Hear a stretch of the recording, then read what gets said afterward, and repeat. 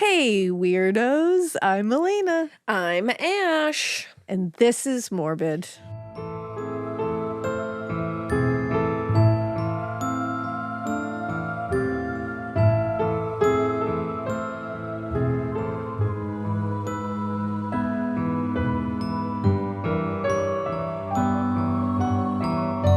It is, guys. We've officially wrapped up spooky season. And now our regular theme song is back. Happy November.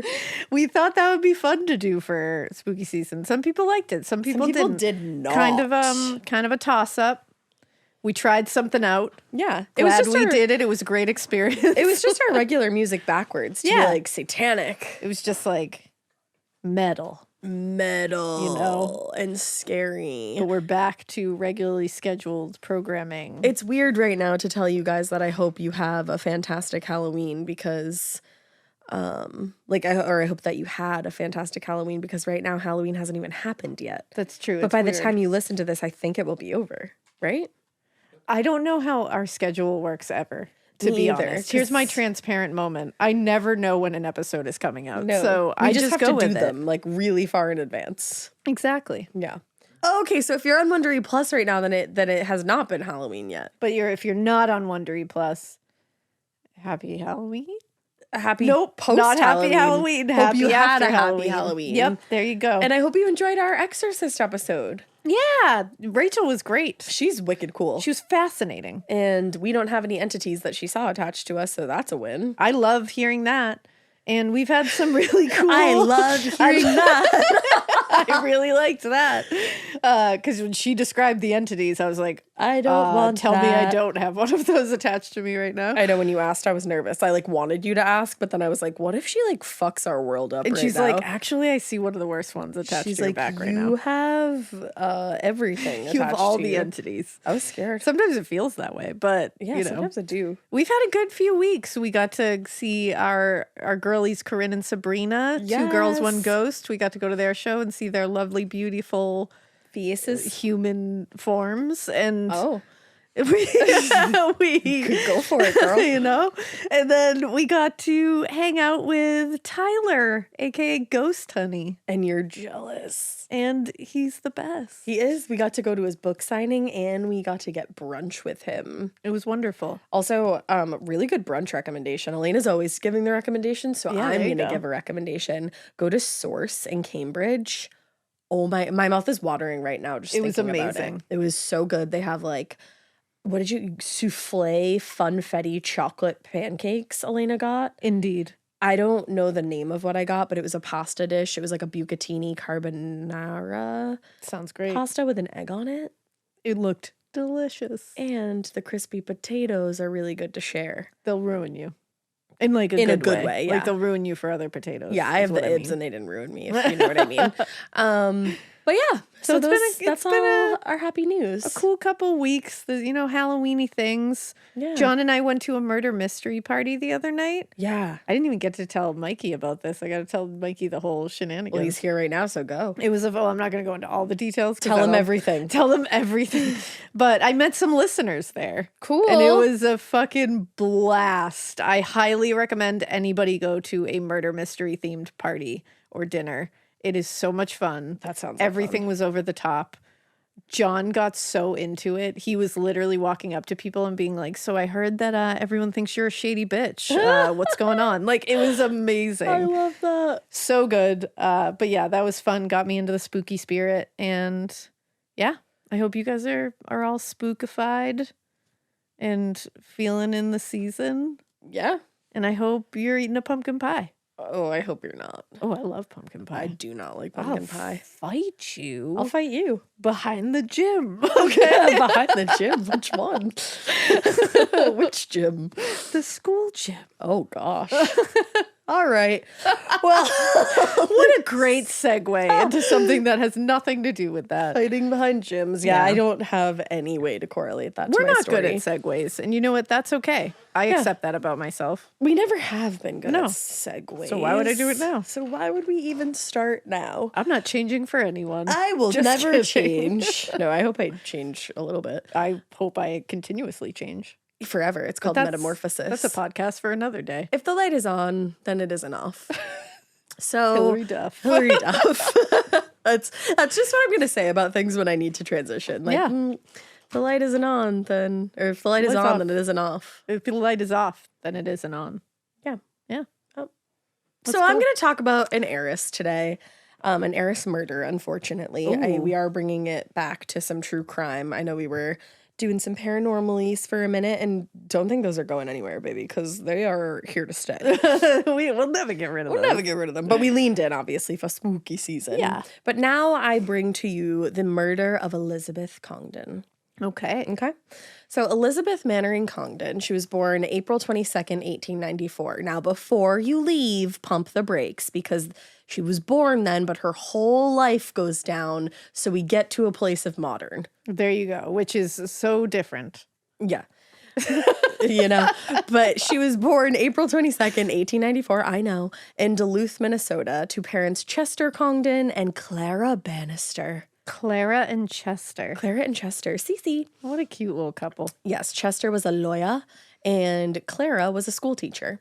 So they had moved to the area a few years earlier. And when they did, Chester ended up buying a stake in this like small mining operation in Musabi Iron Range, I think is how you say it. It's so like Chester. Chester loves to buy small stakes and things. He does. And you know what? Chester loves to not really think that he's going to get a big ROI. Listening to me over look here, at that. Finance boy. He didn't think he was going to get much return on that. But the operation quickly started pulling huge amounts of iron ore from the earth. And that made Chester Congdon a very wealthy man. Look at him going in there being like, it's nothing.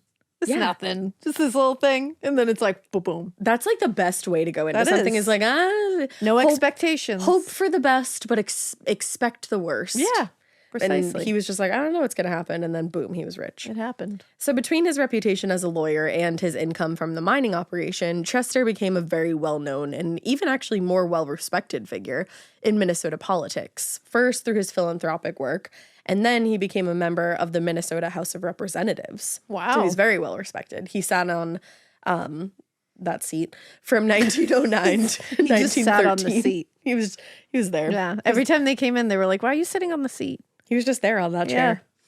See what I did there? So his financial success did allow him to buy up large plots of land in and around Duluth, which included a large plot surrounded different from a plot. Plot. Surrounded by birch and pine trees. Ooh. It was beautiful. And Chester named the land and the house that sat upon it, or would eventually seat on it. He named it Glensheen. Glensheen. He named it. That's pretty. After the village in Surrey, England that his family came from. Oh, I like that. Glensheen. Now, Glensheen Mansion ended up becoming a massive 39-room mansion that was built from Vermont granite. The best. And they the best. And they decorated it with furnishings from Italy, Ireland, Germany, the Middle East. And by the time it was completed in 1908, it cost then about $854,000 to complete. Wow. So you're like, wow, a mansion? Like, that's a lot of money, but like mansions. Like 34 room, like wild and out mansion. But then. Are you ready? I'm ready. Today, $28.5 million. Whoa! Lot of money, baby. Holy shit. Money bags. Wow. But thanks to Chester's foresight, Glensheen was built with like future technologies and cultural tastes in mind. The house was originally lit by gaslight, but it was built with wiring so that everything could be modernized as soon as electric lighting was made available. That's the foresight. That's called planning ahead with Chester. Wow. That's a forethought. A forethought. That's the forethought. And there was also plenty of space on the 22-acre estate to allow for the incorporation of tennis courts and more forms of entertainment as they came along. Wow, they really were on it. They really were. And while Glensheen quickly became a popular gathering place for family, friends, and neighbors, actually Elizabeth and her siblings found the estate, quote, stuffy and formal. They weren't like big fans of it into it when they were younger. Even without guests, the Congdon girls were expected to wear formal dresses to most meals, and the boys were to wear tuxedos. So I could kind of see why they were like, all right, this is a lot. Now, when they were away from the formality of parties and meals with their parents, Elisabeth and her siblings entertained each other on the massive estate. They would play hide and seek. There was like so many hidden passageways and compartments so they could easily hide. Oh, that's cool. Very Ready or Not. Yes. Mm-hmm. They would go ice skating or play hockey on the creek in the winter. And sometimes they'd just go out and like explore the ground. So slowly but surely they started getting used to their new space. Yeah. And even though their dad was among Duluth's most prominent citizens, both he and Clara, their mother, were strict disciplinarians with very high expectations. So the Congdon children, they were all really close with their parents. Okay. According to local historian Gail Fetchinger, I believe is how you say it. Yeah. Chester and Clara, quote, tried hard to spend time with each child individually, and Chester had a special way of getting to know his children better. Each year, Chester took one child on a trip. Oh, wasn't that cool? I think that's a cool idea. It is. Yeah. And just the fact that, like, I mean, back then, for them to be thinking about like spending time alone with each child. Yeah, and like how important that was. Because you can fall into that like routine when you have multiple children of just like they all come together. Yeah. To everything. Like everything's as a family. And right. But it is nice to have little moments of one with each one. Yeah. Yeah, because kids need that. Yeah. But still, because of the time period, neither parent was like overly affectionate or super doting. Yeah. And all the Congdon children were raised to be self-reliant. And one of the biggest things that was like very important to the family was to give back to the community whenever they could. Oh, that's nice. Yeah, it was like a staple.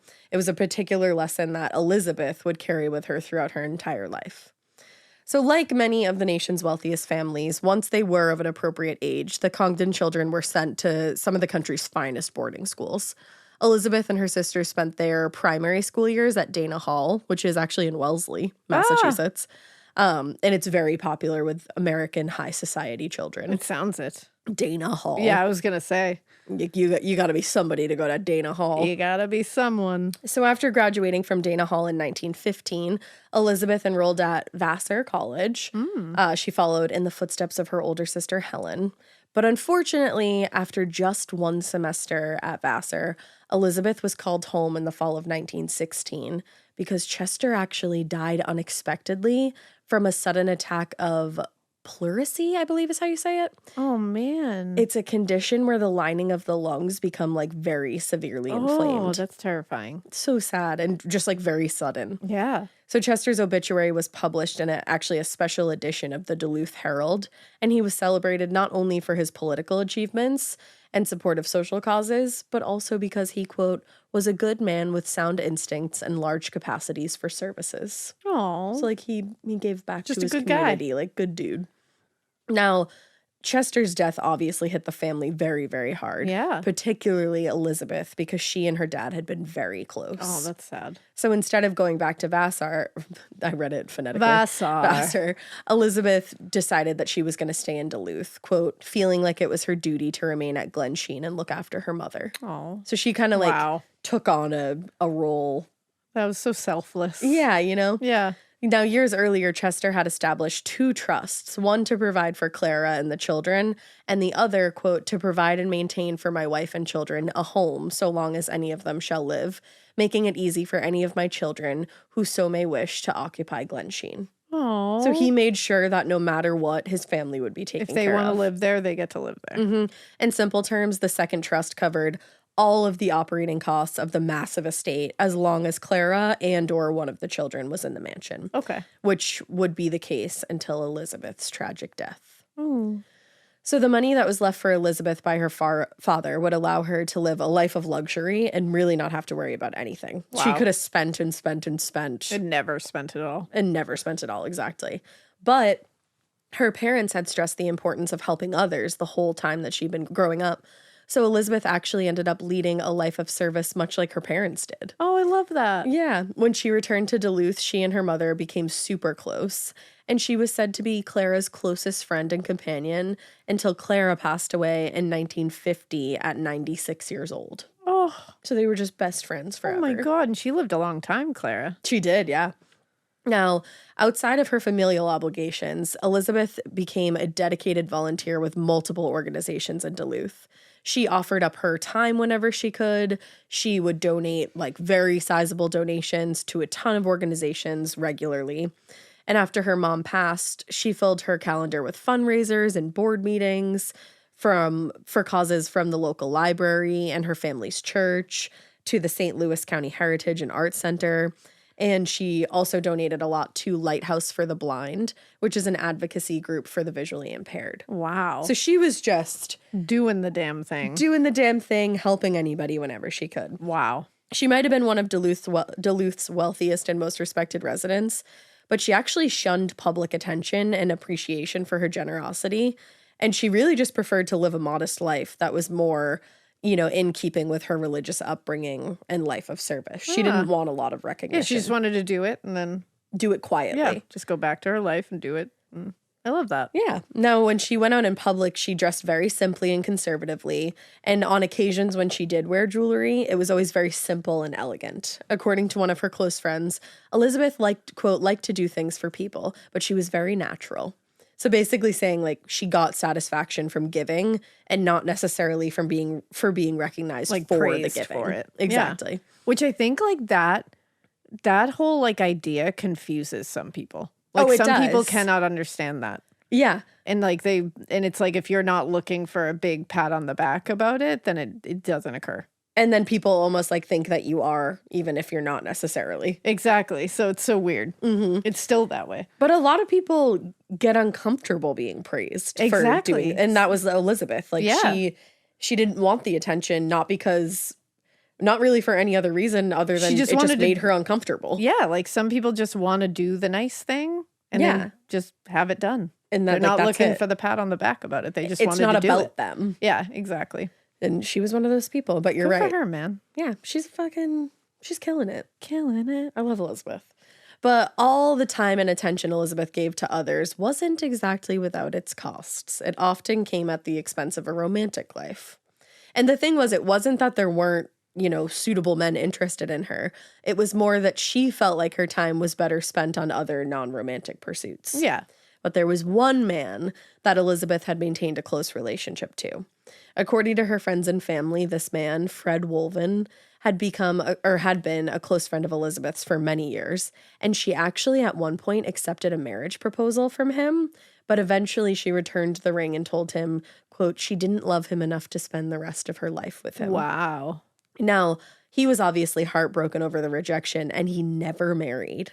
Wow. And when he died, he left all of his money to Elisabeth with instructions for her to buy a ring to commemorate their friendship. Oh my God. He just loved her, like purely. Wow. That's like the purest love I've ever heard of. Like accepted the fact that she didn't want to be with him, still wanted to be her friend, and left all his money to her. Wow. It was just like, buy a ring to remember me by.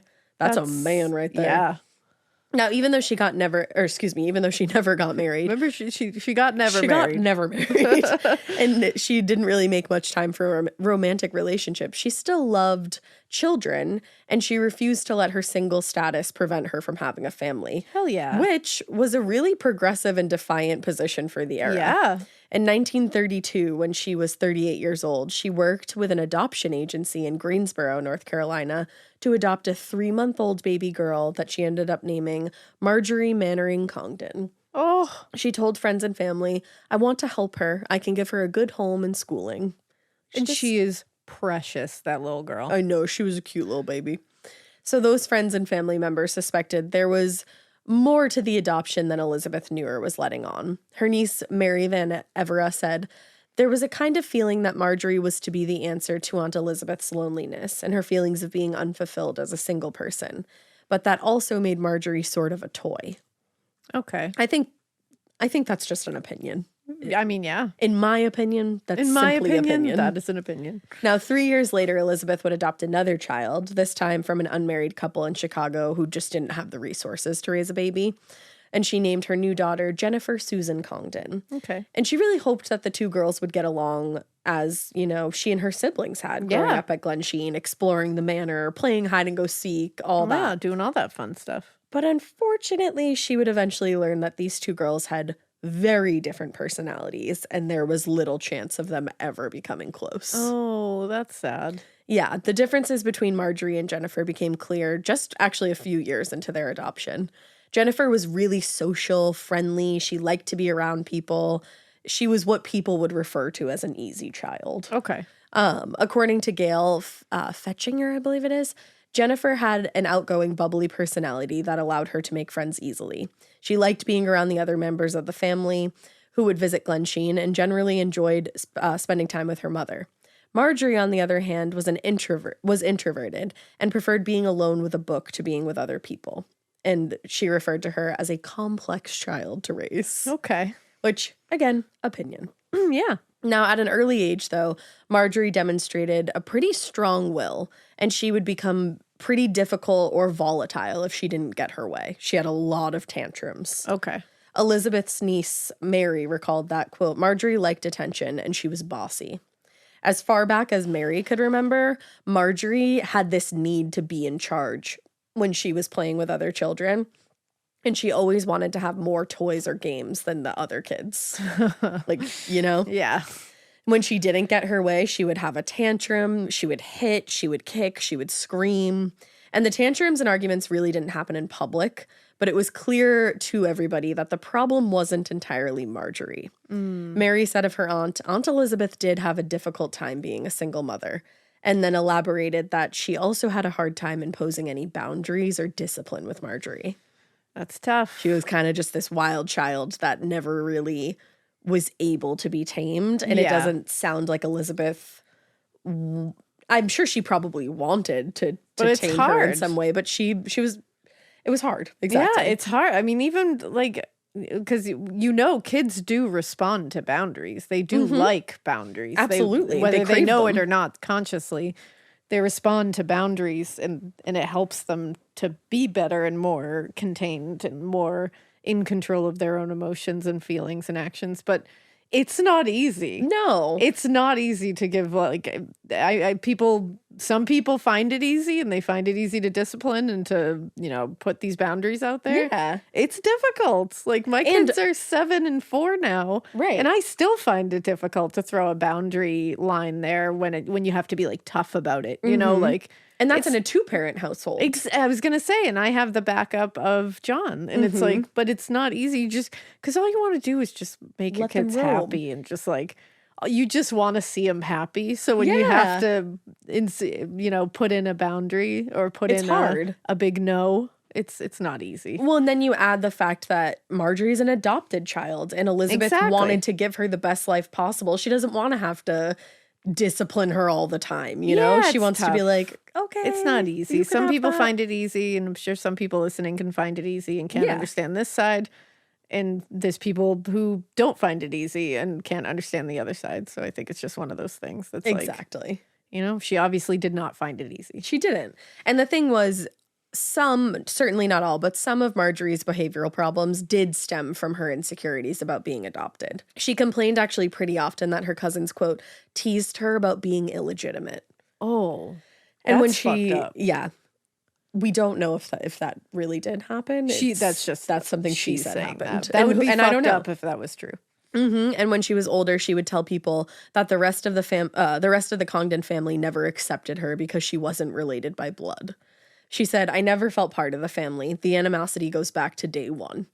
Which those are her feelings. That's her outlook on it. Her, and that's the thing. That sounds very sad. It does. But Marjorie even took things like having to sit at the kids' table during family events as a slight directly related to her being adopted.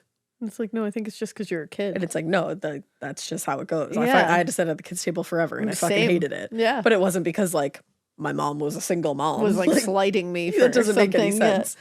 Yeah. Now, unlike her own upbringing, where we know service to others was really emphasized, Elizabeth actually lavished both of her girls with gifts, trips, and other extravagances. Because remember, she adopted these kids.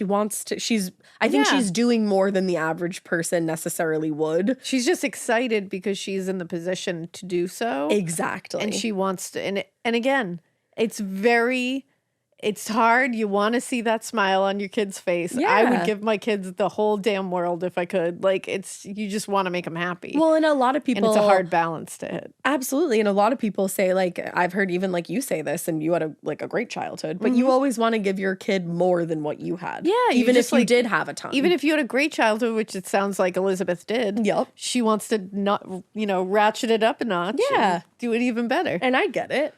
So both girls took piano lessons. They practiced on the Steinway grand piano at Glensheen. And when it came time to shop for new clothes, this sounds amazing. I want this. Representatives from the high-end stores would come out to the mansions with all the latest fashions and like trunks for the girls to try on. To not have to go anywhere? Oh my God. And just to have like the latest and greatest of everything. And they just bring it to you. And try it on in the comfort of your own home. That'd be great. And when they went out to friends' houses or into town, they were always driven by a chauffeur. So they were living the life. They were living large. And actually, for Jennifer, the money and attention made her uncomfortable. And she would kind of go out of her way to avoid being seen, like, in the chauffeur or in the latest fashion. Yeah. She felt like it was a little too, like, ostentatious. Showy. Ostentatious, beautiful word. Thank you. $10. But Marjorie embraced the lavish spending, and that began a lifelong struggle with money, characterized by overspending and an obsession with her mother's jewelry. Uh-oh. Jennifer said of her sister, she always had a spending problem. Even when she was little, she'd steal money from my mother's purse. Ooh. Which, like, when you're little and showing signs of that, that's not great. Not good. When she was older, Marjorie actually got into the habit of stealing her mother's credit cards and charging up huge bills at local stores. But Elisabeth always paid those bills without imposing any consequences. Oh, no. Yeah. The older Marjorie got, the more apparent her behavioral problems became. By the time she was enrolled at Dana Hall, like her mother had been as a teenager, Elisabeth was regularly receiving calls and letters about Marjorie's bad behavior. Oh. It ranged from minor rule breaking to straight up physical violence. Oh, wow. In one instance, when a teacher insisted that, which this is an interesting instance, you might feel the same as me. A teacher insisted that Elisabeth needed help raising the children because she was a single parent. Marjorie got pissed and slapped the woman across the face. Okay, here's the thing. Yeah. Don't insult my mom. Violence isn't the answer. Never. Don't go around slapping people. Don't go around hitting people. It's never never going to amount to good is anything. Never coming from it. Trust me. There's been many people in my life as an adult that I've wanted to whack across the face. Oh, 100%. There's a few that I would love to right this second. Yep, same. But don't do it. It doesn't come. Nothing comes good from it. But do I understand the feeling behind it? Yeah. Yeah, just don't act on it. Yeah, don't talk about my mom. You feel and the don't same act as like me. my mom just because she's a single mother. Yeah, like needs can't help. handle like us. No, she's an adult. She knows what I understand why she was pissed. Absolutely. I get but again, don't act on Don't go it. slapping people. No. But she told her mother in a letter sent on Valentine's Day in 1949, I had never hated anyone so damn much in all my life. Wow. Like, I mean, don't talk disrespectfully to her mom, I guess. Yeah, I guess she was riding for her mom.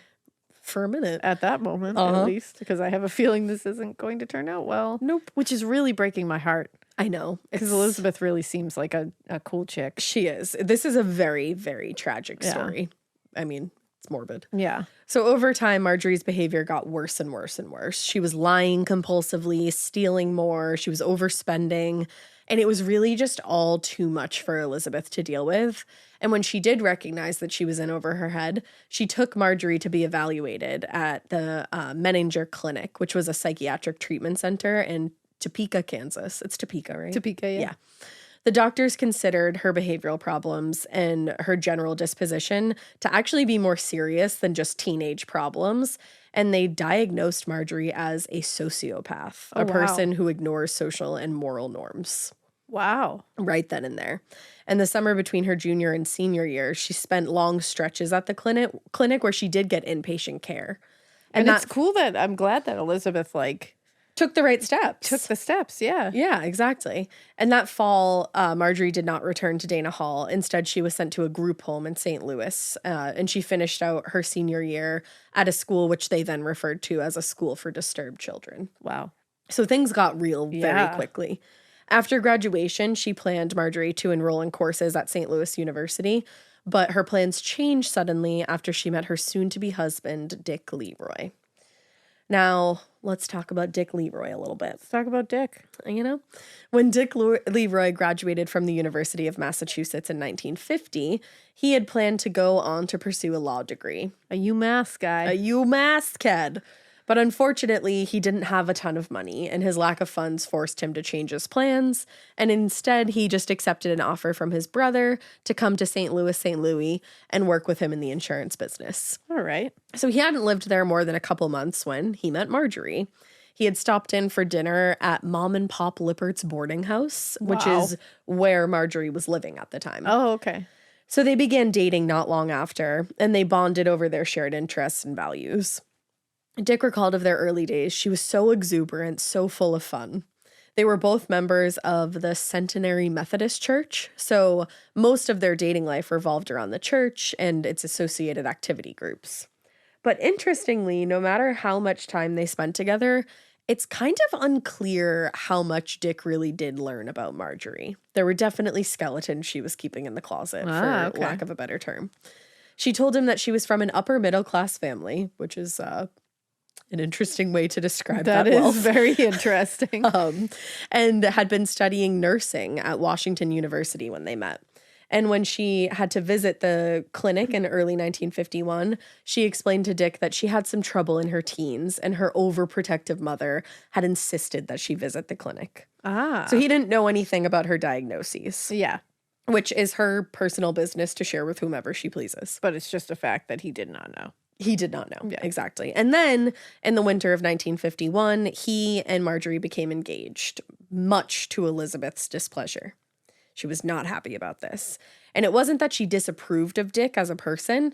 It was just that she was concerned that Marjorie was rushing into marriage. Yeah. She was like, you just met this guy like barely a year ago. Yeah. And I was really hoping that you would focus on your education instead of just getting married. Very, classic parent worry. Yeah, absolutely. And she was like, I think she was like right out of high school when this happened. So while Elisabeth wasn't thrilled at the idea of Marjorie getting married so soon, she actually couldn't have picked a better man for Marjorie to marry. Dick's family had been financially well off during the really early years of his life, but a series of unfortunate events actually led to a loss of their income. And so the Leroy family had to get used to living without all the finer things. And given Marjorie's tendency to overspend and her general irresponsibility with money, Elisabeth was like, okay, well, maybe Dick's thriftiness will help balance out that impulsive part of Marjorie. Like, this could be good for her. Like, maybe it will be a nice balance. Right. So Marjorie and Dick were married on June 30th, 1951, in a traditional Methodist ceremony, which was actually held in the large living room at Glen Sheen, and there was an audience of about 150 there. Okay. And then they went on a 2-week honeymoon and returned back to St. Louis, and eventually got a small apartment in Brentwood, Missouri. At first, things between Marjorie and Dick were wonderful. They were very much in the honeymoon state of things. All right. But it didn't take long for Marjorie to slip back into her old habits. Uh-oh. A few months into the marriage, Dick was very surprised and confused when he started getting threatening phone calls from creditors demanding that payments needed to be made for items and services that he didn't actually even know he had purchased. That would be confusing. Yeah, and upsetting. Yeah. In one instance, he got a call from the local grocery store demanding a payment of $400 that Marjorie had recently charged to their account. According to Dick, whose monthly salary at the time was $260. Oh, no. Quote, that $400 was like the national debt to me. Yeah. Because remember, this is in the 1950s. Yeah. So I didn't do the conversions, but it's a lot of money today. And it's like his entire paycheck for 2 full months. Exactly. Like more than even. So a few months later, while Elisabeth was visiting from Minnesota, Marjorie charged several $1,000s to Dick's accounts at department stores around town. And when Dick confronted Marjorie about it, she blamed the charges on Elisabeth, saying that Elisabeth thought it would be easier to charge the things to Dick's credit cards than her own, since she wasn't from there, which was not true. Like, Elisabeth would not have done that. And when they're going for that kind of very detailed and ridiculous lie, it's like, oh no, it's gotten real bad. Yeah, you're grasping for straws. And the explanation was obviously a lie meant to avoid consequences. But Elisabeth did end up sending the money to cover the charges anyway, because she just didn't want Marjorie to be in trouble, you know? Yeah, I think she's just trying to put Band-Aids everywhere she can. Exactly, and you get it. I mean, she's a mom. Yeah, she's probably just trying to make it all go away. Just she is. Let's just live our lives. Stressing her out, and it's something that she wasn't necessarily expecting or used to. Yeah, which it's like, is it the right choice? No, but like not in our opinion. But you know, but that's my opinion. That's my opinion. It's from Housewives. So the thing was, Marjorie's spending wasn't always on minor things like clothes or jewelry. In the fall of 1951, she started visiting a local stable to see a horse that she'd been riding. And she told Dick that she had been renting the horse for her session. But in truth, she had actually purchased this entire fucking horse from a breeder in Illinois and had been putting off payments by telling the breeder that she lost his address and thus didn't know where to send them. Wow. So she bought a whole ass horse without buying a whole ass horse and then lied to her husband and the breeder about paying for it or buying it in the first place. Damn. Girl. Damn. That's a lot. It's getting wily. How are you going to explain a whole ass horse? I have no idea. I myself have never bought a whole ass horse, so me either. I wouldn't know the first thing about explaining that. Me either. But as time went by, it was becoming clearer and clearer to Dick that his wife hadn't exactly been honest with him about her life before they married.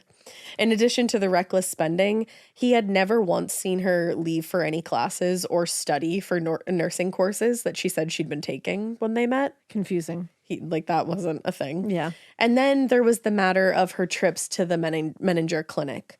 Marjorie had told Dick that she'd only received treatment at the clinic to appease her overprotective mother. But after talking about it with Elisabeth, Dick began to understand the full extent of Marjorie's mental illness and how it had manifested throughout her teen years. Yeah. So unfortunately, the picture of his wife that was emerging in the months and years after their marriage only got bleaker and more challenging as time went on. Because really, she had started this with multiple lies. Yeah. She said, I come from an upper middle class family. That's not true. Nope. She lied about why she had been to this clinic, which I can understand in the beginning of meeting someone. You don't want them to have like preconceived notions about who you are. Yeah, but before you marry someone, they need to know about your health. Yeah, you should at least let them in on some things here. You know? Yeah. And she was like, I'm a nurse, or like I'm taking nursing courses. That's a lie. And that was not true at all. So in May of 1952, Marjorie gave birth to the first of what would be the couple's 7 children. Whoa. They had 7 babies. And the first was a boy that they named Peter. Peter. Peter's birth was quickly followed by another baby next year and yet another the year after that, and so on and so forth. Unfortunately, the addition of the children to the Leroy family did nothing to curb Marjorie's compulsive behaviors. But it did give her 7 new ways to manipulate Elisabeth into sending money and spending on her grandkids.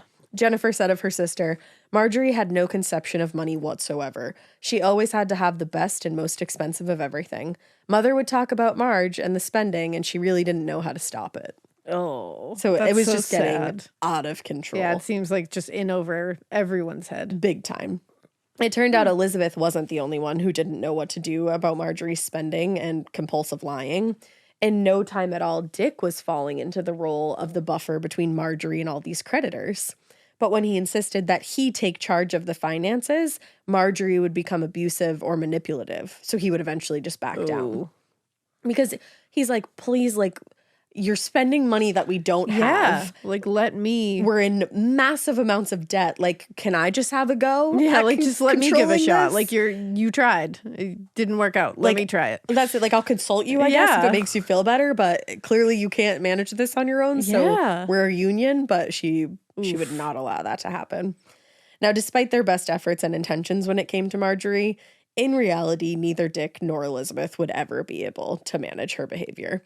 And that became apparent in the late 1950s when Marjorie bought a $32,000 home near Lake Harriet in Minneapolis without ever consulting her husband.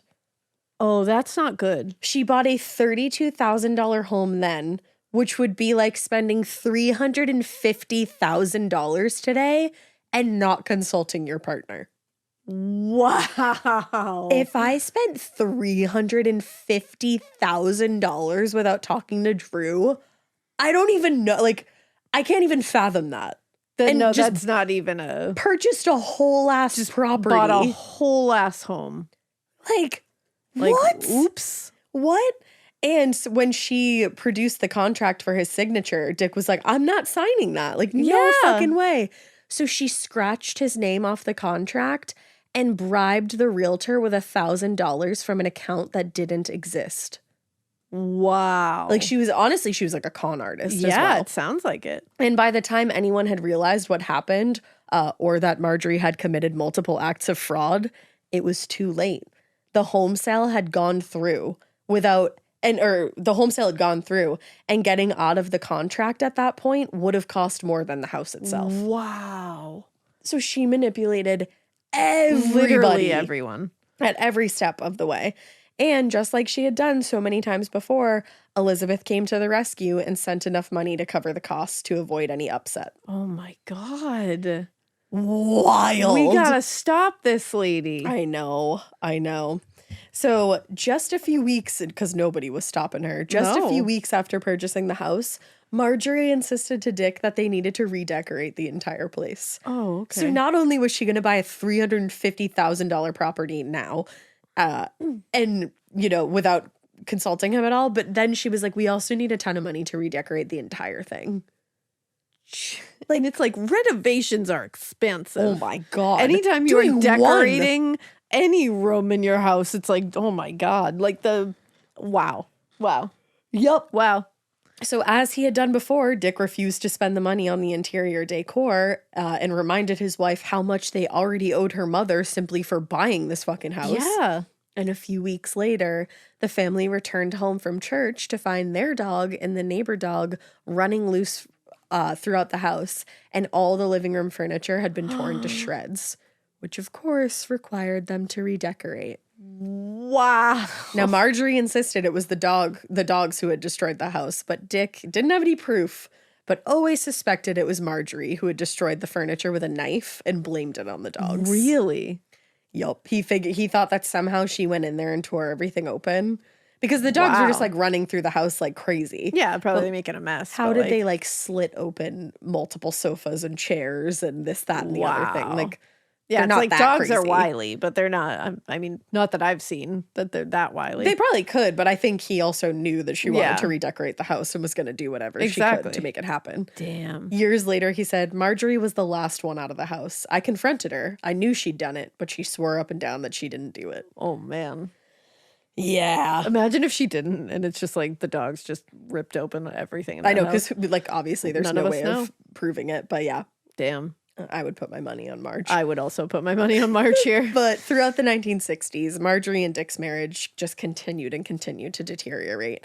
No matter how much money was coming in from Dick's salary and eventually from a trust that Elisabeth set up, Marjorie seemed to always find ways to spend far more than they actually had. Damn. So eventually they did decide to go to couples counseling, which was kind of a last-ditch effort to save the marriage.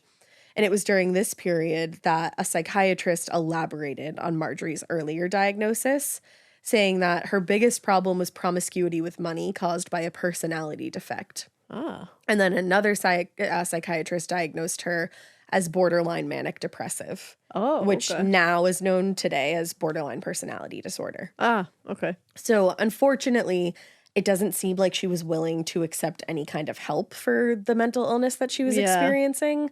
So it only got worse. Yeah. And actually, once after they had finished a couples therapy session, the therapist pulled Dick aside and told him, protect yourself. Make sure you have a special fund. Marjorie could wipe you out. Wow. Just because she had no intention to ever stop spending this money. Like, she wasn't going to therapy and saying, like, this is what I'm doing and I need help stopping it. Yeah, and like, I want to. It was, this is what I'm doing and this is what I want to do. And deal with it. Deal with it. So by 1970, the excessive spending on lavish antiques, horses, properties, and other unnecessary expenses had all become way too much for Dick. The last straw came in the fall of 1970 when Marjorie took out a $20,000 loan to start a horse breeding program, which she was unable to get by telling the loan officer that she would put up funds from her trust as collateral. Jeez. Excuse me, I meant to say she was able to get by saying that she would put these funds up as collateral. But unbeknownst to the bank, those funds would not become available for several more years. My God. So she was not going to be able to put them up as collateral. Now, on October 31st, 1970, Halloween. Marjorie came home and found Dick waiting on the front steps with a bag packed for himself. Oh, wow. He was done. She begged him not to leave. She promised that she'd be better about spending. But Dick was like, listen, we've done this before. We've had this conversation a myriad of times. I can't do this anymore. Yeah. And that night he moved into a motel until he was able to find permanent accommodations for himself.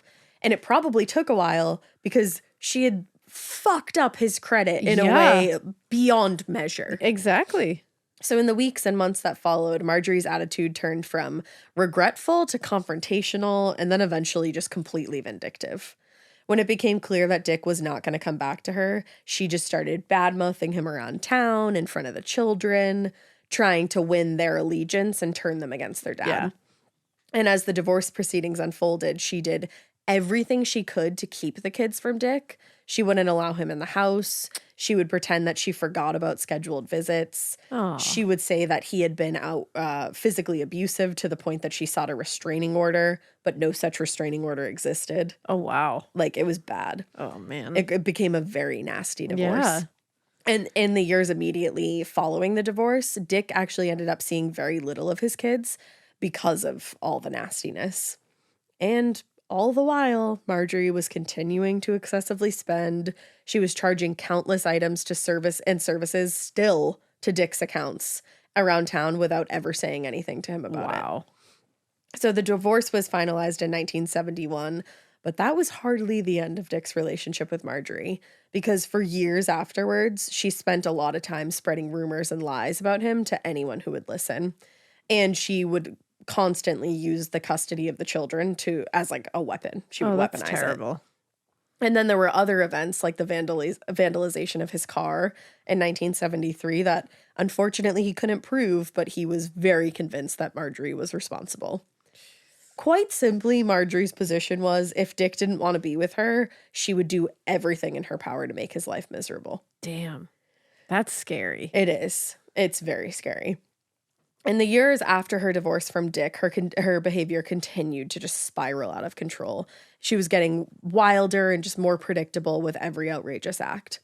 In May of 1974, she actually was able to coerce Elisabeth into co-signing a loan for $345,000 back then. Today, that would be like co-signing a loan for $2.1 million. Wow. $2.1 million. Listen, I don't think I love anybody that much to co-sign a loan for that. Holy shit. She said that the money was for renovations for her property. Damn. And at the time, Elisabeth was 80 years old and in declining health, which Marjorie was using to her advantage. And Marjorie eventually defaulted on the payments, so the bank sued Elisabeth, which forced a civil suit where Marjorie, quote, admitted to obtaining her mother's signature by duress and under false pretenses. Oh, damn. This is so messy. Mm-hmm. She said she asked for her mother's signature in a moment where she was not of entirely sound mind. And Jennifer said of the situation, Jennifer's the sister. Yeah. She said with Mom, when it came to Marjorie, I don't think she could say no. She was vulnerable and Marjorie was a con artist. Damn. Now, later that same year, Elisabeth became, quote unquote, mysteriously ill after a visit where Marjorie had been seen feeding her some homemade marmalade. What the fuck? Tests later showed that her system had an elevated level of meprobamate, which is a tranquilizer known for its high toxicity. This is terrifying. So basically, people suspected that Marjorie had something to do with this poisoning because she was trying to get more money out of her mother. Like, she wanted her inheritance. Wow. But they chose not to investigate the case, I think, because they would probably have a hard time proving it. Yeah. And it would just be really messy in Elisabeth's final years of life. Oh. But from that point on, nurses and domestic staff were instructed to pay very close attention to Marjorie's interaction with Elisabeth when she visited. Now, things only got worse the following year.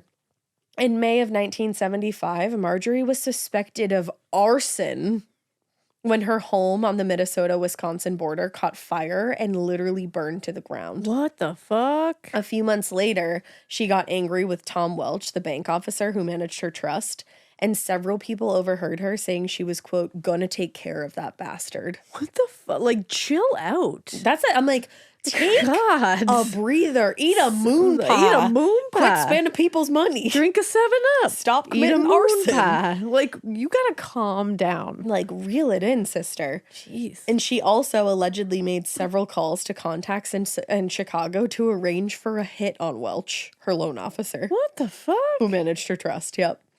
Now, later that summer, she ended up moving to Colorado and was arrested not long after that on charges that she stole 2 cars from a Minnesota dealership after purchasing the cars with bad checks. She's so much. She's wilding out. I also don't understand how people maintain anger for that long. I don't know. Like, getting so angry at someone to, like, take a hit out on them is, like, wild on every level. But that's it's also good that you don't understand how that feels. But maintaining that level of rage for that long to go through so many steps of a process is always very fascinating to me, because I just don't have time for it. No, I'm here for a good time. I don't have time for that kind of rage. Like, I get mad. Yeah. But it goes away pretty quick. Well, like, it has to. I can't maintain it. It's like how some people are really good at building a fire and maintaining it into like a bonfire. I'm not good at that. I'm not either. My fire dies out immediately. Me too. I can barely start one. Yeah. So. But yeah, I think she was just a very, very mentally ill woman who that's never. What it sounds like. Because treatment was very much available to her. Yeah. People tried to make it available to her, but it doesn't look like she wasn't accepting. She didn't want to. So in the early months of 1976, shortly after moving to Colorado, Marjorie ended up meeting another man named Roger Caldwell at a Parents Without Partners meeting, which that's like the saddest thing ever. Parents Without Partners. The name of that just broke my heart. Like, I'm like, I love all of you. Oh. No, where Marjorie was described as brash and assertive, Roger was described by those who knew him as a soft-spoken, friendly, and easy-to-approach kind of guy. By some. Others described him as a passive dreamer with delusions of grandeur. Okay. So those are two mixed reviews. 2 different things. Yeah, he definitely has mixed reviews. Yeah, 3 out of 5. Yeah. Recommend. So he was a man who wanted, or maybe even believed, that he deserved everything he wanted, but was never really willing to put hard work in to get whatever that was. So he and Marjorie had that in common. Yeah. Yeah, we know those people. Following his marriage in 1954, Roger had enrolled in a Lutheran college with plans of becoming a minister. But just 1 year later, he abandoned his studies and started working a series of menial jobs. He jumped from one job to the other and just dragged his wife along from one location to the next. But his original plan was to become a minister. And then he just kind of like walked away from that. Yeah. So in the years that followed, he and his wife would end up having 3 children, but even that didn't cause Roger to get himself together or settle on a career. And to add to the dysfunction, since he got married, he had developed a drinking problem, which of course exacerbated the tensions and arguments with his wife. Roger would promise to quit drinking, and he would even actually go to some AA meetings, but inevitably he'd start drinking again a few weeks later, and the cycle would continue over and over. So eventually his wife, Martha, got tired of the financial insecurity and Roger's alcoholism and, the things that came from that, like his temper. And in July of 1974, they ended up divorcing. So to Marjorie, Roger's difficult marriage and personal problems made him seem like a kindred spirit. Of course. She said, I've gone through all of that. Of course. So rather than see his failures as the result of his own actions or inactions, Marjorie considered them just to both be the black sheeps of their families. It was them against the world, and that made him so much more attractive. Oh, man. That literally never turns out well when people are like, I'm just the black sheep and it's me against the world and it's this and that. Like, it's a very toxic you against viewpoint. The world, it's like, that's not a great feeling. No. So after just 2 months of dating, the two became engaged on St. Paddy's Day, 1976, and they got married at a small ceremony at a hotel in Denver, and none of Marjorie's family were in attendance. They were not invited. It didn't take long for Roger to notice certain undesirable qualities in his new wife. she seemed to spend far more money than she had. Wait, what? This is new. Crazy, I know. And she was always at odds with the bank and the manager of her trust. You know, the one that she had tried to call a hit out on. And before That's at odds with someone, I would say. That is the definition of at odds. But before long, he started noticing other little things, like his credit cards going missing. But whenever he would confront Marjorie about the issue, she would become aggressive or combative. In one instance, she did threaten to end her life over it. Wow. That's not cool. Never having been very assertive, Roger would just back down to Marjorie, who was more than comfortable dominating her husband. So her control over Roger became more apparent as their relationship progressed. Eventually, things got to the point where she literally chose his clothing for him. Whoa. Yeah. She decided what they did, where they went, and she manipulated him in other more consequential ways. For example, she knew that he was struggling to stay sober, and at a party in the summer of 1976, she repeatedly offered him a drink because she told friends, "I want to test his willpower." Oh, I don't like, that was ominous. Like, that's the most, you know that your husband is sober and you're trying to get him to drink because you're testing him. That's very, very nefarious. That is mean. Yeah, that is very cruel. Evil. That is dark-sided. That is dork-sided. Can you, not can you imagine, but what the fuck? No. I could never do that to somebody. That's literally cruel. That's evil. That's what that is. That's on another level. Yeah. That particular part of this story, really disturbed me. And there are others that are coming up that also particularly disturbed me. But while the man may have been different, Marjorie's marriage to Roger unfolded almost exactly like her marriage had with Dick Leroy. Almost from the start, they were behind on all their bills, their home mortgage, their car payments, the horse boarding fees, and other expenses. But that never stopped Marjorie from spending money on clothing, jewelry, anything else that she wanted to have. Of course. And Roger, meanwhile, was continuing to struggle with his alcoholism, and he was becoming increasingly aggressive when he drank. Now, by the end of 1976, they were actually both under investigation by the Colorado FBI for multiple instances of fraud related to bad checks that they were writing.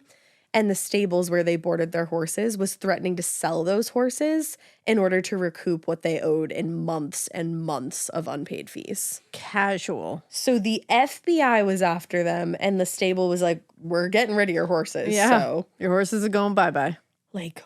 Holy shit. Where is it's these kind of people that you're like, where is it? Where's the point that you say, I gotta fix some things? I gotta get this together. What is the moment? Yeah. And at the same time, their payment on their newly purchased home, their brand new home, was almost due. And neither of them had the money to cover the amount. So foreclosure was a near certainty. Oh, man. It was bad. So despite their obvious financial and increasingly legal problems, Marjorie and Roger just kept on spending, kept on dreaming. That seems like it'll help. Yeah. They talked about buying a new, bigger house and starting a horse breeding and training program, Absolutely. with the horses that they no longer had. Yeah. What would stop them, Just the fact that... Besides everything. Yeah, just the world. Yeah. And the problem, one of them, was that while she was still receiving money from her trust, most of the funds were going to Marjorie's creditors because she owed so much money, which left them almost nothing to spend freely. Yeah.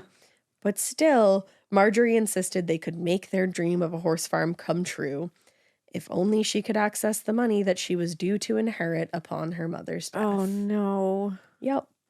So Roger Caldwell finally met his mother-in-law in late May of 1977 when he flew to Duluth to meet the managers of Marjorie's trust on her behalf. Oh, okay. Hey, I have a meeting with the people who are in charge of the money that you're giving your daughter. Nice to meet you. That I've never met you. Yep. Wow. Wonderful. Now, Roger had gone to the trustees with the request of an advance of $750,000. Come on, my friends. So that he and Marjorie could build their horse ranch in Colorado. According to a letter he presented to the board, which was supposedly written by Marjorie's son's doctor at the National Asthma Center, Rick Leroy, her son, had, quote, severe asthma and cystic fibrosis, and his condition required him to live in a ranch-type environment with lots of open space and clean air. Okay. Now, in truth, Rick did not have cystic fibrosis. Wow. And the board would later learn that the letter was written by Marjorie and was a fraud. That's so fucked up. Yeah. Like, you lie. That's so fucked up. A lot of this is fucked up, but that's really fucked up. Number one, you're pretending to be a doctor, which that alone is like, ma'am, what? Secondly, you're making up that your child has a horrible thing that they don't have. Wow. Like, are you kind of manifest that happens? That's the thing. Like, don't put that shit into the universe. So you can get your fucking horse farm? Yeah. Like, that you can't pay for? Damn. But whether they suspected at the time or not that letter was a fraud, they still refused the request. Yeah. And later it was confirmed that was not real. And just a few weeks later, things got even worse for Marjorie and Roger. The bank repossessed their cars. Their checking accounts both had $0 in them because they had spent everything. And this is with Elisabeth along the way, like patching up her at every step mistakes. Every step of the way. Like, that's wild. Yeah, it was getting to the point where, like, her trust wasn't going to be a lot of money. That's why the people were like, the managers were like, you can't continue to take all of this because it's running low. Yeah, like, you're going to lose it left. all. And creditors were all but beating down their door looking for payments that they weren't going to be able to make. But Marjorie just kept writing bad checks. Wow. Spending nearly $100,000 between the middle of May and the middle of June. Holy shit. Spent $100,000 in 1 month. That's impressive. On everything from gas and food to jewelry and guess. What's the other thing she bought? Jewelry. Let's see. Jewelry, food, gas she loves. Oh, nay. I was just going to say horses. Yeah. She bought a new horse. Nay. I was like, come on. I was like, clothing? Then I was like, no, she loves horses. You're right. Yep. Well, clothing I'm sure was in there too. Probably. But also bought a new horse. Nay. With a bad check. Nay. Yeah. So eventually things were just like they couldn't do anything anymore. Yeah, their checking off. accounts were in zero. This is a bad situation. So they decided, why don't we make our way back to Duluth and figure things out? Oh. So by the time Marjorie and Roger arrived in Duluth, Elisabeth's health, remember she's in her 80s at this point, had declined considerably. She had suffered a stroke a few years earlier, so she had become partially paralyzed and was mostly confined to her bed. And she was also having difficulty speaking. So as a result, she required round-the-clock medical care, which was provided by an in-home nurse. Okay. A team of them who would, switch off shifts and everything. Yeah. Now, on the evening of June 26th, 1977, Mildred Garvou, I believe is how you say it, was thinking about the night that she had ahead of her, and she regretted her choice to work a double shift at Glensheen. It was just going to be a long shift. Yeah, so it's a long time. Like all the nurses, Mildred loved Elisabeth and could have used the additional money, but working overnight and then straight through the next afternoon that's a really tiring shift. Yeah. So, and then to make matters worse, Elisabeth was expecting a visit from Marjorie that evening, which all the nurses knew always made for a very tense or unpleasant experience. So, Mildred called her coworker, 66-year-old Velma Pietila, and asked if she would be willing to cover her overnight shift. Like, she was like, will you just do my overnight and then I'll relieve you in the afternoon? Yeah. Now, as one of the older nurses with the agency, Velma's husband really didn't like the idea of her working overnight alone in the huge mansion. Yeah, because it's huge. Oh my God, it's massive. You Google this thing, man. It's wow. It's beautiful, It's too. like some Bridgerton shit. Literally. Yeah. It's like bigger than some Bridgerton shit. But so he was like, I really don't want you spending the night there. Like, that's just a lot. And, he probably knew Marjorie was coming and he knew that was never good. She acts a fool. Yeah, so he's like, I really don't want you to. But despite his objections, Velma did agree to cover Mildred's shift. Now, the next morning, June 27th, Mildred arrived at Glensheen for her shift around 7 a.m. So she was relieving Velma in the morning. Yeah. And Mildred, who had her shift covered, that morning she ran into the cook, Prudence, who had also recently arrived and was getting ready to get breakfast together. Now, Mildred had expected to be met by Velma, and she was surprised when Prudence said that she hadn't seen Velma or Elisabeth yet. Oh, no. She was like, oh, you haven't seen them yet? Like, that's weird. So she started climbing the stairs that led to Elisabeth's room, and Mildred was stopped abruptly on the stairs when she saw what appeared to be a pair of legs. laying motionless on the landing between the first and second floor. So she approached slowly and ended up discovering Velma Pietila sitting half on the window seat before the picture window. She'd been like propped up on the window seat. At first, Mildred was like, did she stop to rest or did she fall? Like, she couldn't tell. She later told reporters, I thought to myself, Velma's resting. But then I realized that was strange, not on the stairway, and Velma isn't the resting kind. Now, as she got closer, the way in which Velma's body was twisted suggested that something was wrong. Oh, no. And then Mildred noticed a large pool of blood that had crusted onto the carpet in front of Velma. Oh. So her eyes darted from the floor back to her coworker, and that was when she finally realized that Velma's face was, quote, a rust-colored mask of dry blood. Oh, my God. And that blood was appearing to come from a large gash in Velma's head. And she was not supposed to work. And she was the oldest nurse. The oldest nurse, and her husband didn't want her to go. Mm-hmm. Oh. Like, tragic. Tragic anyways, and then you add all of that onto it. It just adds layers. Now, on the floor in front of Velma's body was a bloody brass candlestick. At that moment, presumably the weapon used to end Velma's life. Oh. And would later be confirmed. Holy shit. She was beaten with a brass candlestick. My God. So now fully panicked, That's Mildred. brutal. Now she's only gotten halfway up the stairs. Yeah. There's still a second flight before she finds Elisabeth. And you know she's sitting there going, what the hell's going on? Oh, yeah. So she's fully panicked, runs up the second flight of stairs and bursts into Elisabeth's room, obviously hoping to find the woman unharmed. Inside, the room was in shambles.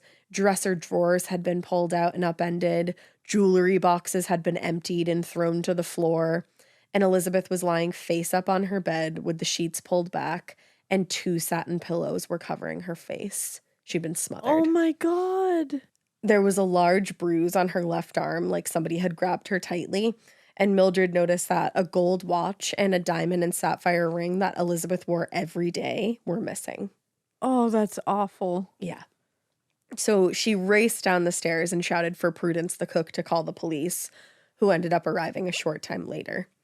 Now, based on the way that the scene was discovered, Duluth police detective Ernest Grams theorized that there was some kind of robbery, and the murders had occurred sometime, he believed at that point, between 11 p.m. the previous night and 7 a.m. that morning when Mildred arrived for her shift. Okay. Now, Graham suspected that the burglar had gotten into the house through a broken window that investigators discovered in the basement. And then they figured that whoever it was made their way up the stairs where they encountered and ultimately killed Velma by bludgeoning her with a candlestick. That is brutal. So brutal. Grams told reporters she fell about 7 steps to a landing, crawled, or was placed atop a window seat and died there. Oh. And then they said, or they theorized, from there, the killer made their way to Elisabeth's room, where they easily killed the 83-year-old. 83 years old. She lived to 83, just giving, and this is how she went. And then was smothered in her bed and had her rings taken off her, like. And her bedroom was looted. Oh. And once this culprit had taken whatever jewelry was to be found in the bedroom, they said the killer stole Velma's 2-door 1976 Ford Granada and fled the scene. That is fucked up. So they stole a car too. Now, Dr. Volker Goldschmidt, the St. Louis County medical examiner, he arrived a few hours later and started his preliminary examination of the bodies. Now, he immediately noticed unusual elements of the scene as soon as he knelt beside Velma's body. First, there was a nylon stocking wrapped so tightly around her left wrist that it had to be cut off. What? Mm-hmm. There were also, quote, tattoo-like puncture wounds on her face, forearm, and finger. But why they were there and what had caused them were a mystery at that point. And this is Velma? This is Velma. Wow. In her bedroom, Dr. Goldschmidt discovered the nurse's log where almost all significant activity was routinely recorded. And the log indicated that Velma had started her shift around 11 p.m., just like expected, and noted several times that she'd moved Elisabeth in the hours that followed. The final note was entered around 2:30 a.m. Oh. So based on the log, Dr. Goldschmidt narrowed the time of death somewhere between 2:30 a.m. and 7 a.m. That's good to have that. Yeah, great. So that sounded sarcastic, but it wasn't. Yeah, great. I know. I don't know why it sounded like that. We fucking evidence. Yeah, fucking that's really nice. Hell yeah. Really great for you. It was like, I don't know where that came from. I really meant yeah. Yeah. I really meant yeah. I really meant great. Later that afternoon, when the bodies were transferred to St. Luke's Hospital, Dr. Goldschmidt was able to conduct the autopsies at that point, and that confirmed what everybody already assumed. Velma's autopsy was conducted by Assistant Medical Examiner Dr. Stanley Irving, and he concluded that her cause of death was blunt force injury to the head and could have been the result of any of the 23 wounds caused by blows from the candlestick. 23? Mm-hmm. She had been hit so many times that her skull had fractured, quote, into 4 quadrants and broke her jaw on both sides. Oh my God. Yep. Now, in addition to that, I mentioned small tattoo-like puncture wounds that she had. Those were determined to have come from exposed nails on the bottom of one of her shoes. What the fuck? Meaning somebody had used her own shoe to beat her. What? Mm-hmm. Now, it was never really discovered like what the nails in the bottom of her shoe were about. And oh my God. That's really the only info that we could find on that. But years later, while preparing for the trial, this is interesting. Someone in the district attorney's office noted that the photos taken at the scene and those taken during the autopsy showed that Velma's watch stopped at 2:50 a.m. Ooh. So they were able to realize that later. Oh, that never actually happens. Like, that's wild. It did. I don't know why. That's and maybe like in the fight. Yeah, in the fray. But however, that wasn't noted in 1977. So the time of death at the time remained somewhat between the hours of 2:30 and 7 a.m. Huh.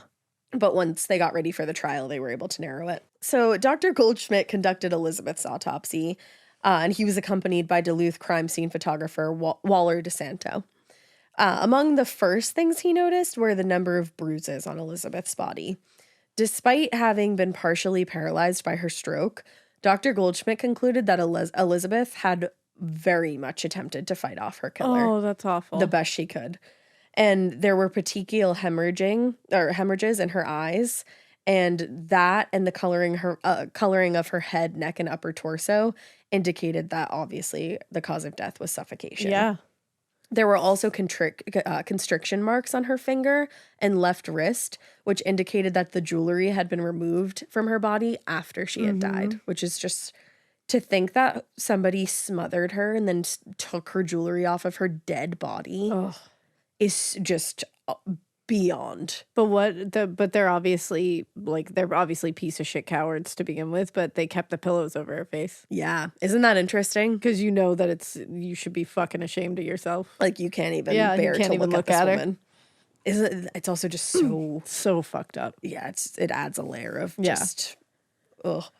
So back at Glensheen, a large number of officers obviously had been assigned to guard the crime scene while technicians were making their way through the massive estate. I can't imagine having that be your job. And obviously you want to find out who murdered these two women.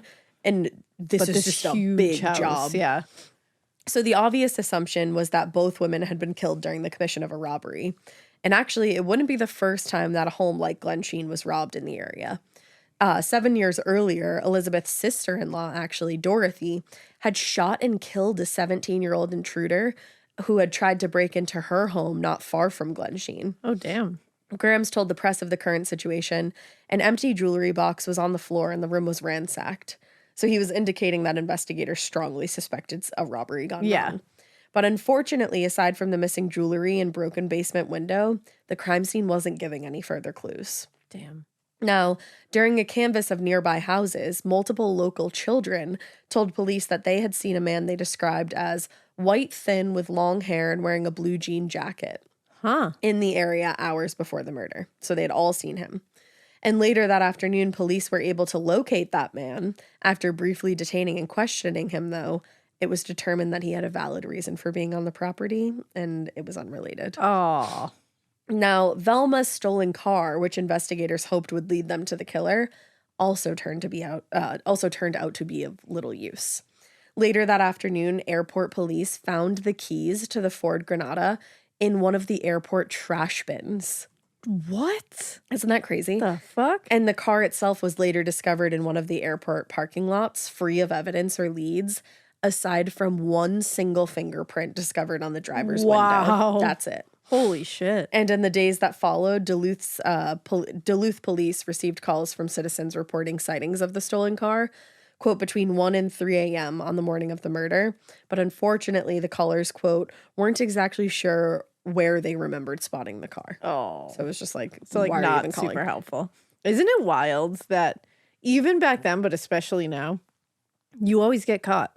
Oh, yeah. Like, no matter what, like, you think, like, on this giant, you know, in this whole country, you could hide a car or hide something. And how would anyone ever find it? It's like, no, you're going to get caught. You always get caught. They found the keys in an airport trash bin. You know how many fucking trash bins they probably had to look through? Wild. It's just always mind-boggling to me. And especially back then, what they were able to do. Like, we're talking the 70s. So. Yeah. Now, as detectives on the case got more and more frustrated about the limited amount of forensic evidence at the scene and the lack of any suspect who would want to kill these two women, an interesting picture of Elisabeth's daughter Marjorie was beginning to emerge. You don't say. Yeah, isn't that crazy? When the Caldwell's attorney, because remember, she's a Caldwell now, when their attorney David Arnold called Marjorie to let her know that her mother had been murdered, Marjorie reacted as one would expect in such a situation, sobbing and asking a series of relevant questions. But as the conversation went on, the lawyer there noticed a change in her tone from hysterical to very businesslike as she went through the checklist of things that needed to be done for the funeral. And then she insisted she would need him to wire her money for the expenses. Ah, there it is. Right back to money. Right on it. Now, just days after learning of her mother's murder, Marjorie put in an offer on a $300,000 ranch in Colorado. Jesus Christ. Which struck investigators as strange. You don't see, you know what? I'm glad that these idiots do these things. Yeah. Like right off the bat, because it's like, thank you for just like showing us exactly who you are. But it's like, my God, like what? Like, are you kidding? Because remember, they had been in dire straits before her mother had been killed. And now suddenly she has $300,000 to offer? Yeah. What's that about? Yeah.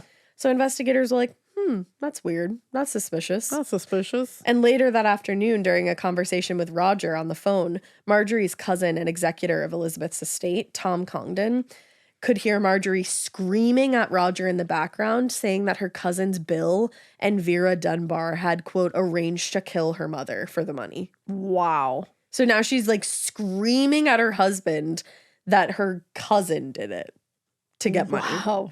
And he was like, I'm just the executor of the he's like, you know what? Nope. I'm just out here. So on the morning of June 29th, detectives sat down to interview Marjorie and Roger at the Duluth police station because they were like, we'd like to ask you so many questions. So many questions. Now, Marjorie gave rambling and very contradictory answers to the investigators' questions, but detectives, as she was pulling that bullshit, noticed that the top of Roger's right hand was swollen. Huh. And he had a cut on the right side of his lip. Shut up. Remember, Elisabeth fought back. Oh, shut the fuck up. So when they asked how it happened, Roger couldn't give them an answer. He didn't even try to. He just couldn't. He didn't even come up with a story. He was just like, he was just like, I don't know. That's weird. I don't know. He's like, I just woke up one day and my hand was swollen and my lip was split. It happens. Now, at the end of the interview, the detectives asked if they would be willing to take a polygraph test like the rest of the family had volunteered to do. Yeah. And both of them declined. Oh, boy. Now, while police were interviewing the couple, a separate set of investigators were searching their hotel room. At the Duluth Radisson, I believe, where they found a receipt dated June 27th from Host of Minneapolis, a gift shop located in the airport. Imagine that. Wow. It's like, guys, I mean, I'm glad they're this dumb, but damn. Well, excuse me. I was going to say when. When detectives spoke to the clerk at Host of Minneapolis, they verified that a man matching Roger's description purchased a garment bag on the day of the murder. Huh. Now, days later, that same clerk would pick Roger out of a photo array and identify him as the man who purchased the bag. Jesus. Now, the receipt and verification from the clerk at the shop prompted investigators to shift their focus from, the burglary gone wrong theory to the possibility that Roger and Marjorie there might be involved in the robbery and murder. It's like, maybe inheritance is a thing here. Maybe. I'm like, you guys didn't fucking think that immediately? Like, come on. I'm like, hello? That wasn't on your radar? Now, their suspicions were strengthened a couple days later when a hotel clerk in Colorado alerted them to an envelope addressed to Roger and postmarked June 27th from Duluth. So once they obtained a warrant, investigators opened the envelope and found that it contained a 1,700-year-old Byzantine coin determined to be one of the antique coins stolen from a memorabilia case in Elisabeth's bedroom. Holy shit. At Glensheen. So based on the mounting evidence against them, police executed a search warrant at the Caldwell home on July 5th. Oh, you don't say. And during the execution of that warrant, they found the garment bag that had been bought at Host of Minneapolis in the airport. My God, they're just like, here it is. Here it literally is, along with several items known to have been stolen from Glensheen, including a plastic pantyhose container that had been filled with jewelry stolen from Elisabeth's bedroom. Wow. Uh-huh. And they're just going to sleep. Just with knowing that. I can't. I can't at all. Ugh. The evidence collected at the house proved to be sufficient for a warrant for Roger's arrest, and later that night, just after midnight, Roger Caldwell was arrested for the murders of Elisabeth Congdon and Velma Pietila. Pietila, excuse me. Now, on July 8th, 1977, Roger Caldwell appeared in a St. Louis County court where he was arraigned on 2 counts of first-degree murder.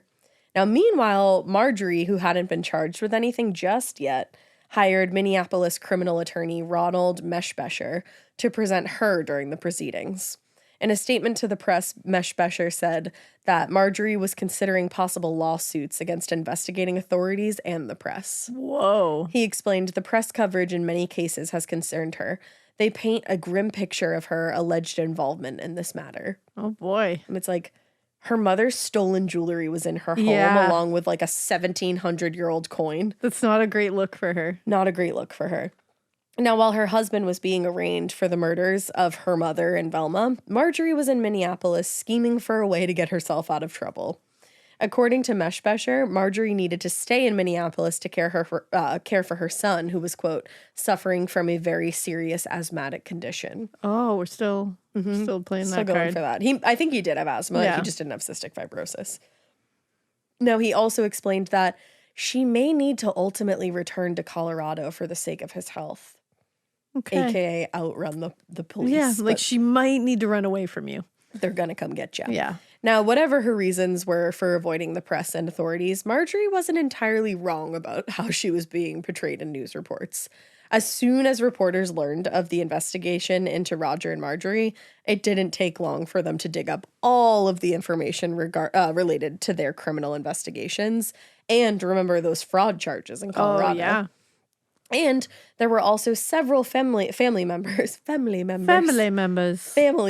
who confirmed reports of Marjorie's estrangement from the rest of the family. And they were all quick to add that Marjorie, quote, felt alienated from the family for reasons that she created. Wow. Yeah.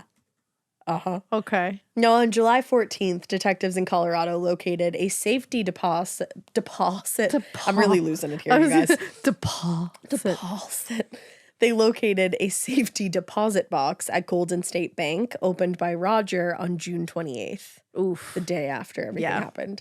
Now, among the documents in the box, detectives discovered a handwritten notarized will dated June 24th, written by Marjorie, giving Roger her share of her grandfather's estate upon her mother's death.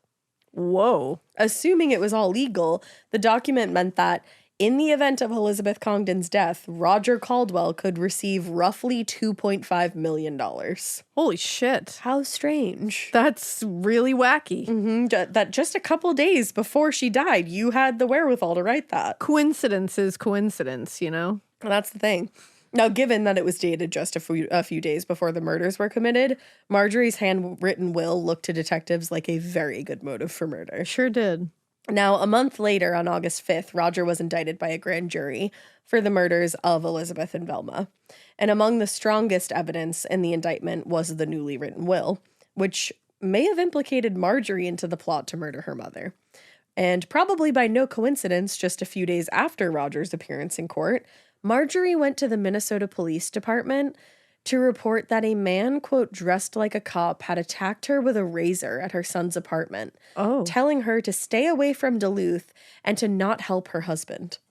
Okay. Marjorie said that she had seen the man before, and she believed that he was a Duluth police detective. Wow. And she also claimed that the phone in her son's apartment, where she was staying, had been tapped, and she had been followed by a man driving a lime green car with a pointy front.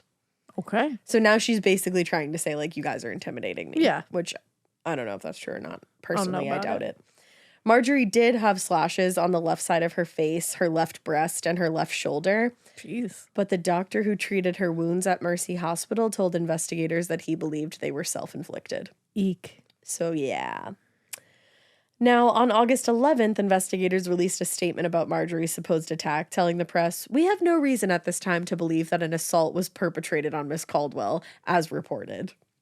Now, the police were very vague in their responses, but a spokesperson for the department did explain that the cause had been unfounded, meaning that it had been investigated and was proven that the crime either did not happen or was not attempted. Oh, no. So they said, why you always Why? lying? Exactly. That's the thing.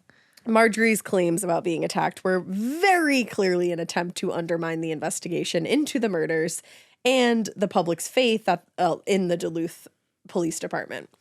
But as soon as she realized they didn't believe her story and that she could have been held accountable for making false reports, she told her lawyer to request that the investigation into her report be discontinued. Oh. She said, you know what? Never mind.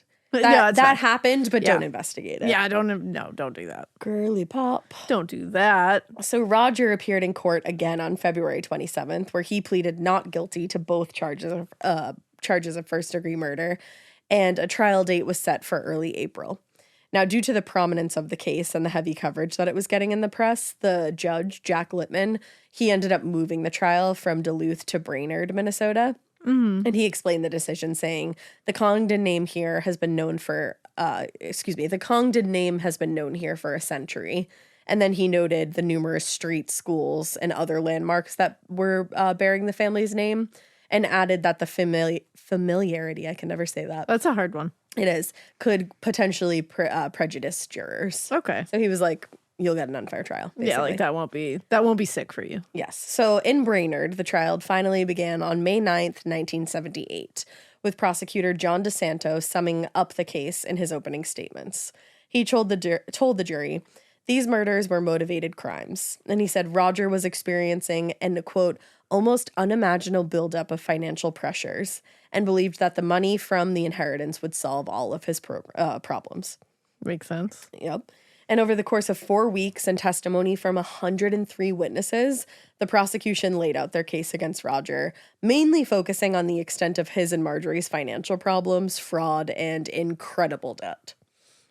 The jury was also shown a large amount of forensic evidence, including fingerprints and hair found in the house that matched Roger Caldwell. Ooh. The jewelry found in Roger's possession, which was Elisabeth's and had been stolen from her bedroom. It's pretty open and shut. And the will that had been written up by Marjorie just days before the murders. Yeah, it's not looking good. Taken together, DeSanto told the jury, that will was a carrot not too hard to swallow. It's like, what? Oh.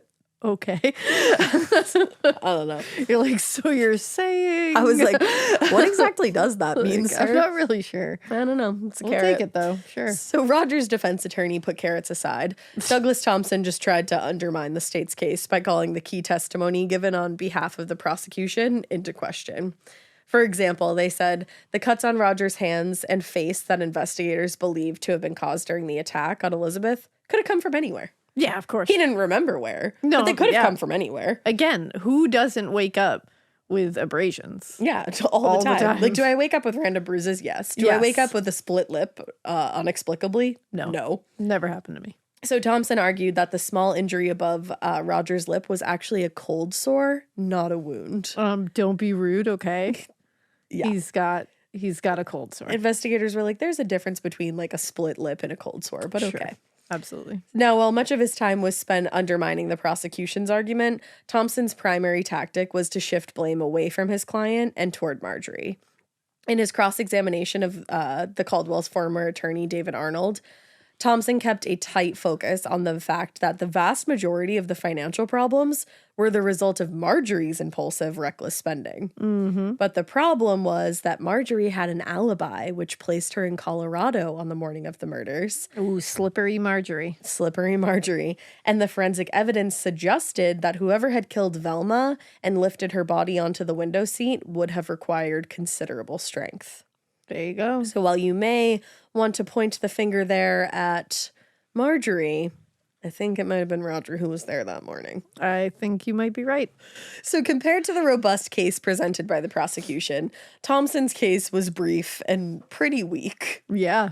He just relied more on Marjorie's poor reputation and public speculation than on evidence of his actual client's innocence. Yeah, he was like, don't pay attention to any of that. Because it's like, that's great. Like, you're not wrong. Marjorie does have a pretty bad reputation, but she's not on trial right now. Yeah, your client is. And her, like, everything isn't found at the crime scene right now. Exactly. So.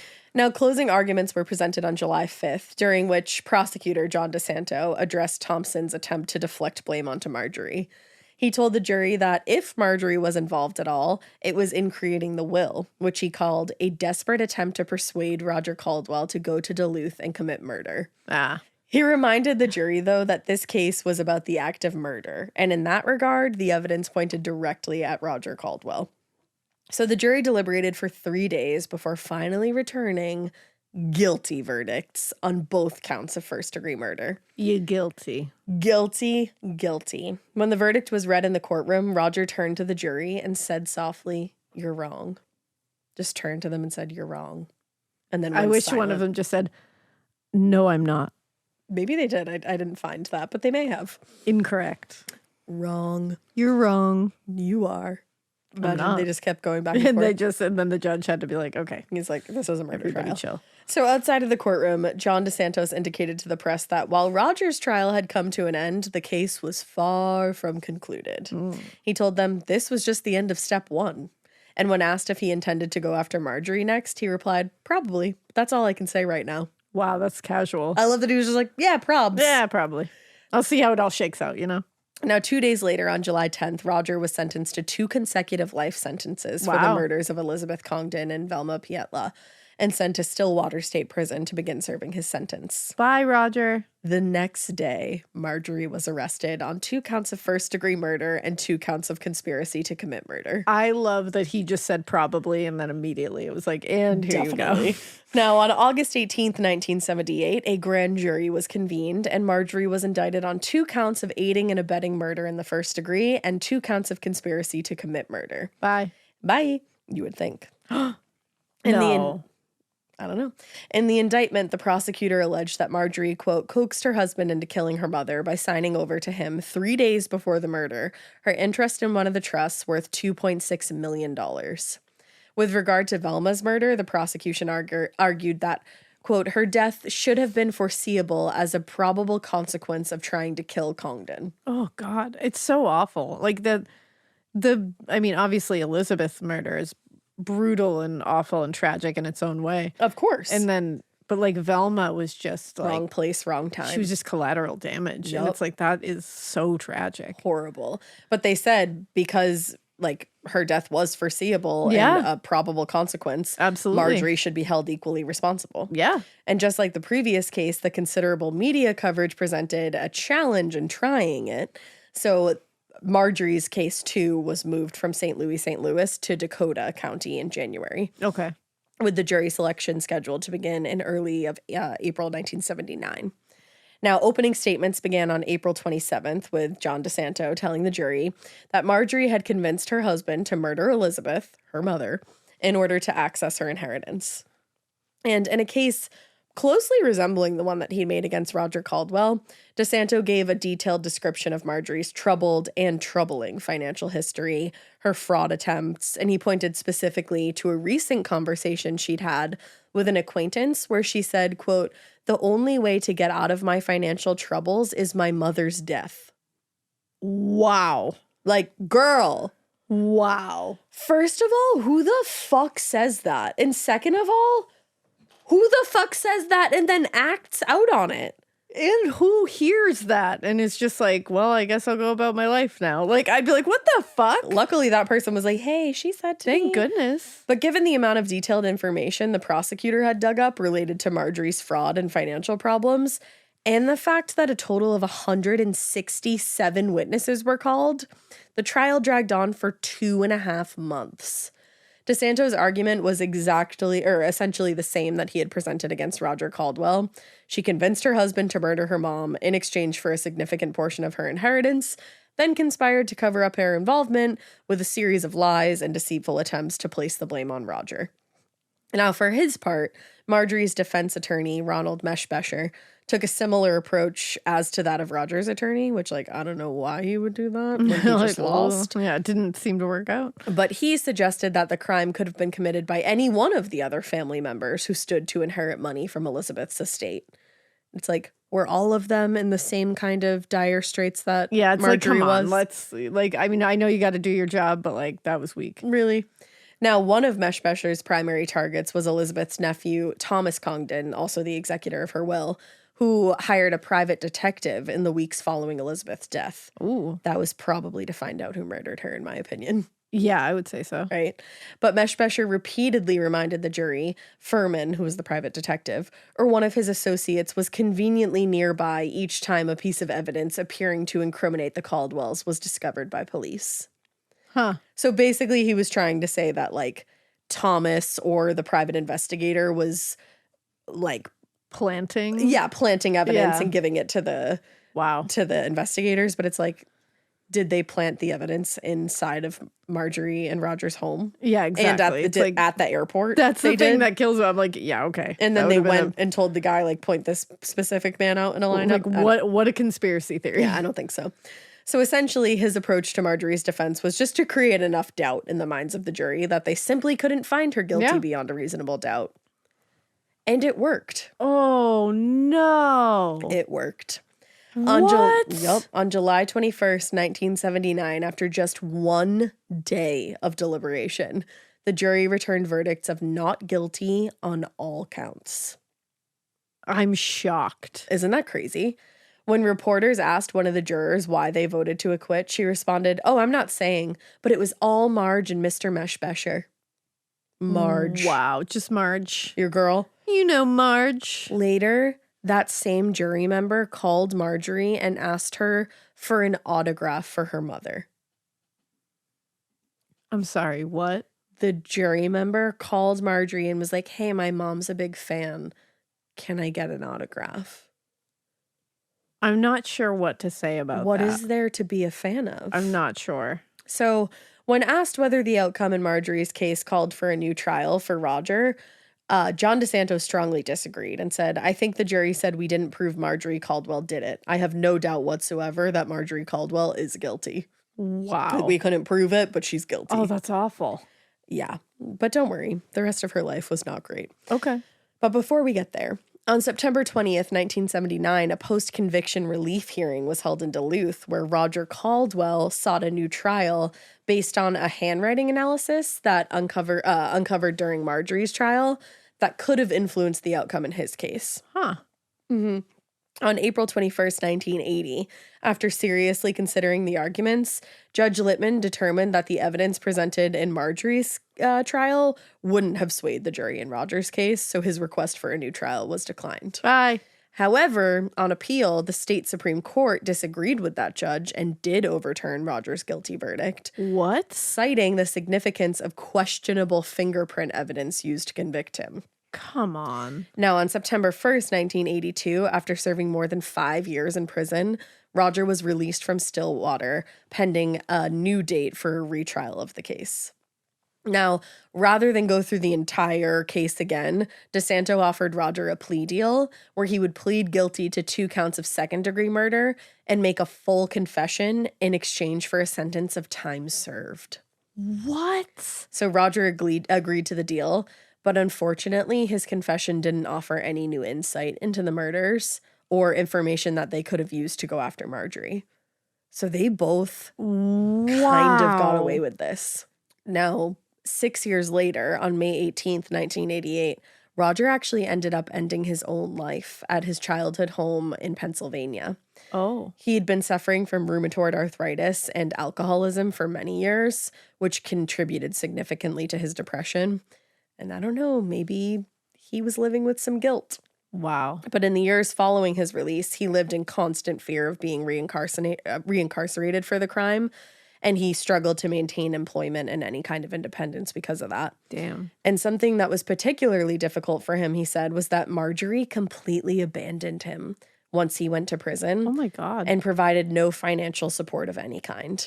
Shit. He told a friend shortly before his death, "It really offends me that she totally abandoned me. It just isn't right. You don't treat people that way. As thick-headed and naive I was, it's clear she was always lying to me." Yeah. So she just, like, he potentially murdered her fucking mother.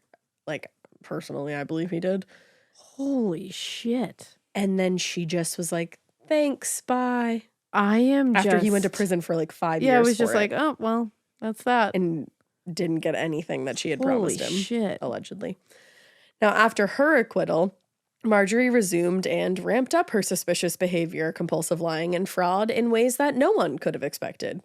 Just after the trial, 5 of her 7 children filed a civil lawsuit against her in an attempt to disinherit her from her inheritance on the grounds that they had evidence of her involvement in the murders. Whoa. Now, the lawsuit was settled out of court in July 1983. Interesting. So I don't know what happened with that. In March of 1981, Marjorie visited her friend Helen Hagen at the Twin Birch nursing home, where she was seen feeding Helen just prior to leaving the facility. The next day, Helen slipped into a coma and died days later on March 30th. After Helen's death, Marjorie started dating Helen's husband. Oh my God. Stop. Wally, and they eventually married in August, despite the fact that Marjorie was still legally married to Roger Caldwell. What the fuck? The next year, Marjorie and Wally's home in Mound, Minnesota, burned down under mysterious circumstances. Now the second home to have burned down. After a lengthy investigation, Marjorie was arrested for the arson. And in January of 1984, a jury found her guilty of arson and insurance fraud, for which she was sentenced to 21 months at the state women's prison in Minnesota. She appealed the verdict, arguing that the prosecutor had insufficient evidence for her conviction, but the Minnesota Court of Appeals disagreed, and they did uphold her conviction. Holy shit. So she was released in October of 1986, and she and her husband Wally, that she had taken after Helen's death, they moved to Arizona, where she continued her pattern of excessive and impulsive spending and fraud. Police there in Arizona suspected Marjorie of being involved in several arson cases, and in October of 1992, she went to trial. On October 29th, 1992, another jury convicted her of arson and sentenced her to 15 years in prison. What the fuck? But before beginning her sentence, she convinced the judge to allow her one day to return home and help her husband deal with their affairs. The next day, her husband was found dead in the couple's home. Shut up. And Marjorie was arrested for his murder. Oh my God. Unfortunately, the medical examiner determined the cause of death to be a drug overdose and admitted that it could have been the result of suicide. So the murder charges were dropped. I'm sorry.